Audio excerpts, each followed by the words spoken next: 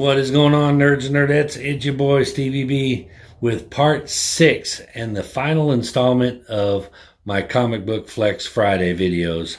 Hope you're enjoying them. I enjoy sharing them with you, and we're going to get to the last and final stack of books in my Warlord James Woods comic book key box. The Warlord Memorial Key Box. But anyway, but yes, this bad. We've gone through this entire box. That box contains, I guess you would say, probably my favorite keys that I own in my collection. My first appearances and stuff that I've held on to. That's where they all went. But it's a little full now, James. So, you know what I'm saying? You know. Okay. So, just saying, might need another one. I can send you some money if you need to, but anyway. I don't know how much James sells those for, but I need to hit him up to see how much, because I might need another one. Right, I need more room for my keys. I have so many. Anyway, we got a pretty good stack of books. We left off with some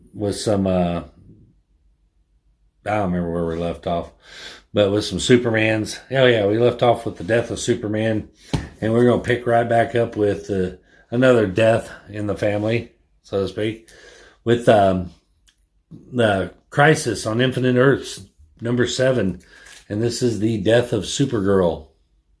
And as we all know, she's still dead, right? Oh no, wait, no, because nobody ever dies in comics.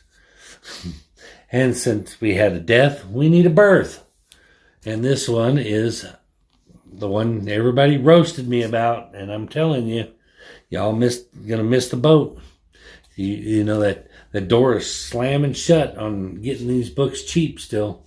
But this is Convergence Superman number 2, the first appearance of John Kent. Right after he shoots out the little baby cannon. So, yeah, I know. Here it comes in the comments. Anyway, get it now that Superman and Lois Lane trailers dropped. Jonathan Kent's already on there. As soon as he starts developing powers and stuff, the book's going to go up. And they get a little confusing in here. It was hard to follow along what these first appearances exactly were.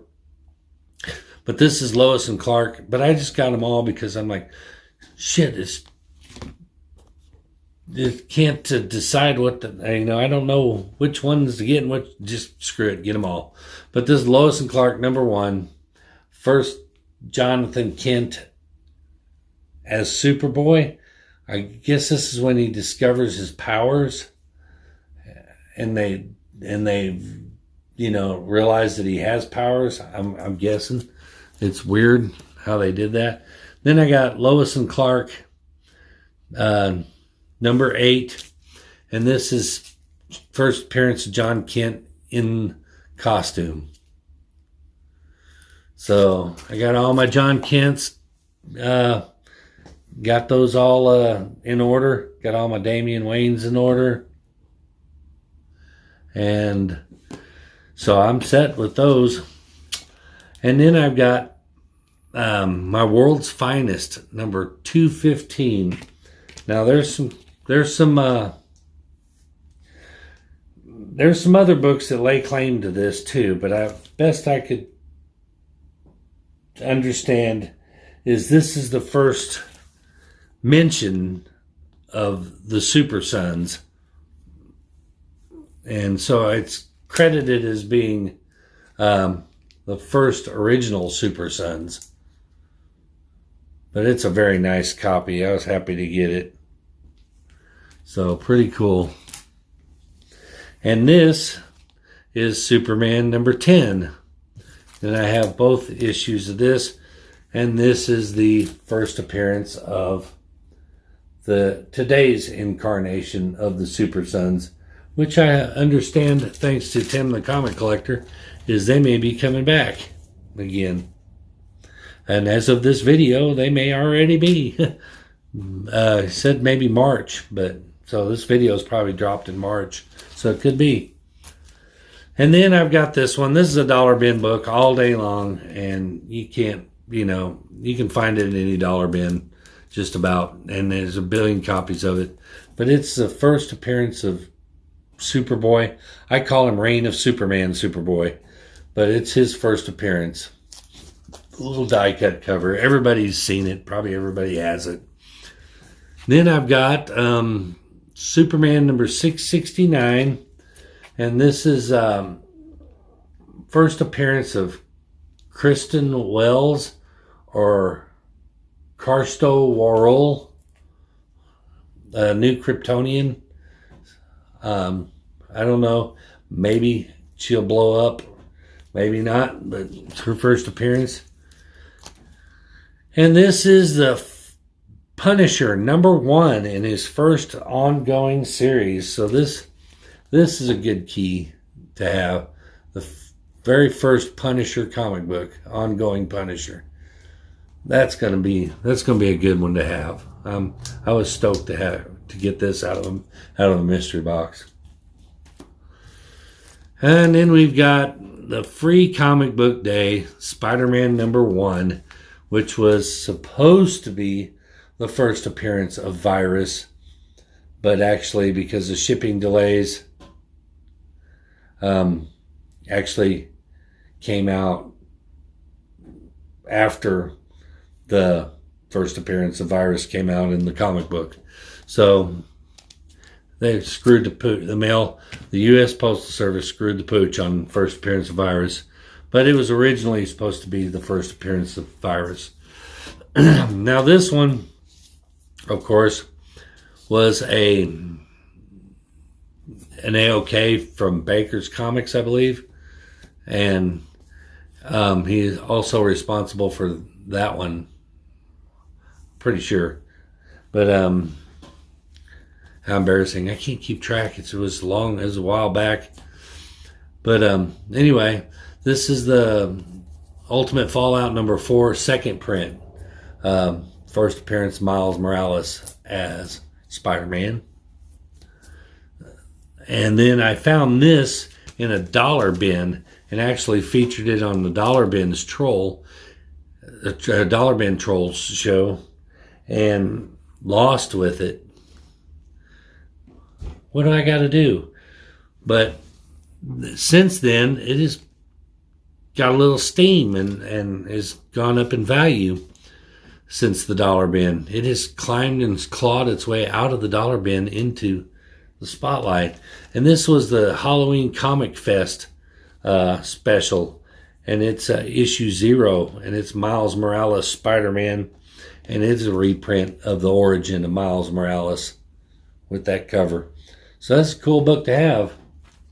So I got my Miles Morales covered.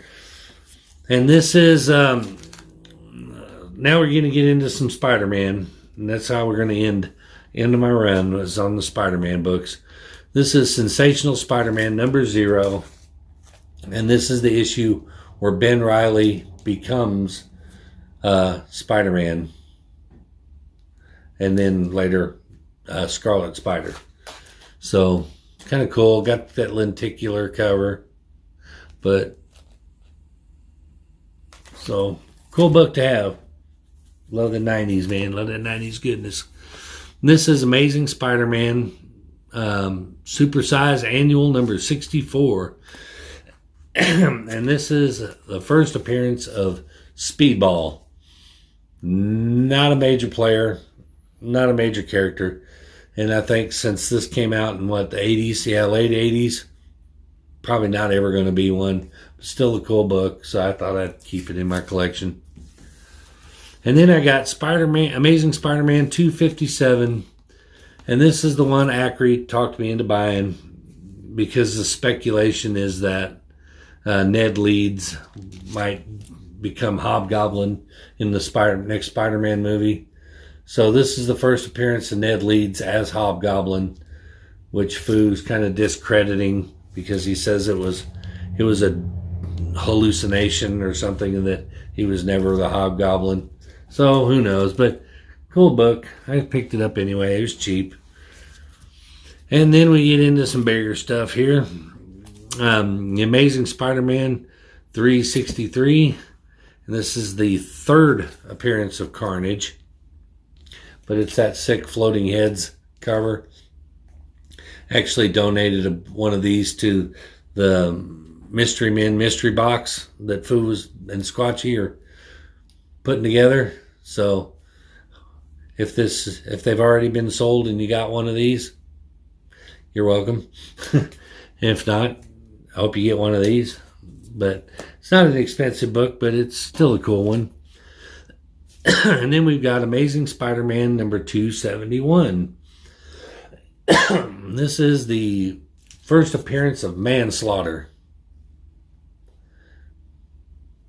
Hey, what else can you say? And then we get into, let's see, we got Amazing Spider-Man 344. This is actually the first appearance of Cletus Cassidy.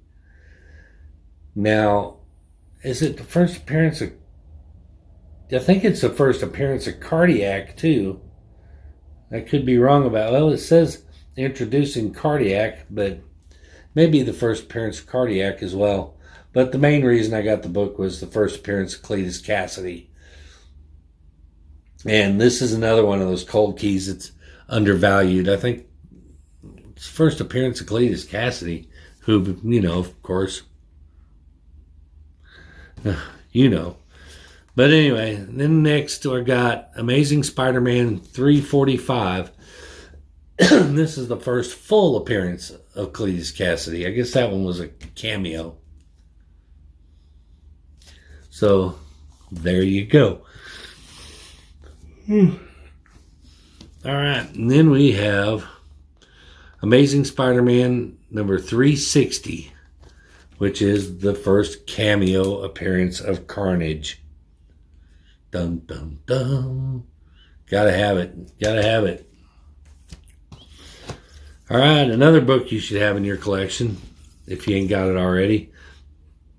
And we're going to end this video strong. Amazing Spider-Man 375. First appearance of Anne Weying, who becomes, of course, She-Venom, who made a little cameo in the Venom movie, but I think may be a more significant part at some point. Good book to have. Gorgeous book. One of my favorites. Love it. And, of course, this one is just a number one issue, early black costume. But one of them I had to have in my collection, and that's Web of Spider-Man number 1. Love that cover. It's relatively cheap buy right now. It's a must-have in your collection, I think. And, of course, the most must-have Spider-Man book in your collection, other than, you know, probably that one, is Spider-Man number 1 in the Todd McFarlane, first Todd McFarlane writing the Spider-Man. And that cover is iconic. One of the most homaged covers of all time. I mean, I've seen that thing just this year homaged 50 times. So, anyway, but that concludes my 6-part Flex series. I hope you enjoyed it. Please drop a comment. Let me know what you think the hidden gem is in my collection, or what do you think? What's your favorite book? But anyway, just let me know what you liked, what you didn't like, what you think I'm dumb for holding on to and need to just flush down the toilet, or what do you think has bigger potential. But yeah, drop a comment in there, and who knows, you might even win this book. Never know.